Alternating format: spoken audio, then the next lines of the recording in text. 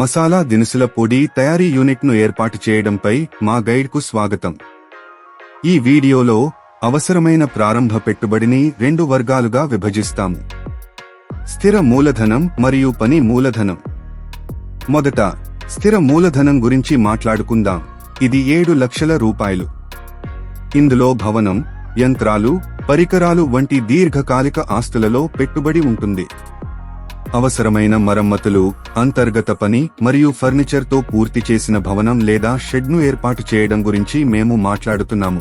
గుర్తుంచుకోండి, మేము ఇప్పటికే మునుపటి వీడియోలో యంత్రాలు మరియు పరికరాల గురించి చర్చించాము. బీమా, లైసెన్సులు మరియు అనుమతులు వంటి ఖర్చులు కూడా స్థిర మూలధనంలో చేర్చబడతాయి. తరువాత మనకు వర్కింగ్ క్యాపిటల్ ఉంది. మొత్తం 7 లక్షల రూపాయలు.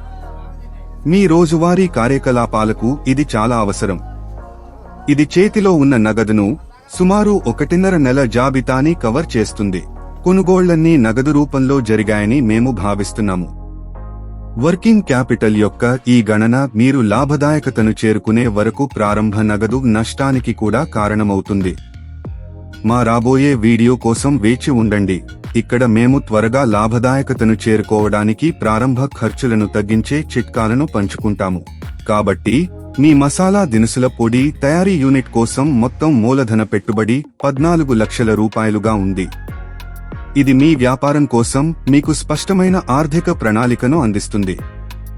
రోజుకు 30 కిలోల సామర్థ్య వ్యాపారాన్ని ఏర్పాటు చేయడానికి అవసరమైన మూలధనం 14 లక్షల రూపాయలు అని దయచేసి గమనించండి. ఈ మూలధనాన్ని ఎక్కడ నుండి పొందాలో అర్థం చేసుకోవడం, మీకు ఎంత అవసరమో తెలుసుకోవడం ఎంత ముఖ్యమో అంతే ముఖ్యం. స్థిర మూలధనం మరియు పని మూలధనం వేర్వేరు పాత్రలను కలిగి ఉంటాయి, అందువల్ల వాటి మూలాలు విభిన్నంగా ఉండాలి. స్థిర మూలధనం అనేది ప్లాంట్ మరియు యంత్రాలు వంటి మీ వ్యాపారంలో ఎక్కువ కాలం ఉండే ఆస్తులలో పెట్టుబడి పెట్టబడుతుంది. ఇది త్వరగా నగదుగా మారదు కాబట్టి దీనిని ఫిక్స్డ్ అని పిలుస్తారు. స్థిర మూలధనాన్ని సేకరించడానికి వ్యక్తిగత పొదుపులు, స్నేహితులు మరియు కుటుంబ సభ్యుల సహాయం, భాగస్వామ్యాలు లేదా లాభాలను తిరిగి పెట్టుబడి పెట్టడం వంటి తక్షణ తిరిగి చెల్లించాల్సిన అవసరం లేని దీర్ఘకాలిక సహన వనరులను పరిగణించండి. మరోవైపు వర్కింగ్ క్యాపిటల్ మీ రోజువారీ వ్యాపార కార్యకలాపాలకు జీవనాధారం. మీరు ముడి పదార్థాలను కొనుగోలు చేయడానికి మరియు నిర్వహణ ఖర్చులను భరించడానికి దీనిని ఉపయోగిస్తారు. దీనిని వర్కింగ్ క్యాపిటల్ అని పిలుస్తారు, ఎందుకంటే ఇది మీ అమ్మకాల చక్రంతో కదులుతూ ఉంటుంది. ఇది 1 వారం నుండి 3 నెలల వరకు ఉంటుంది.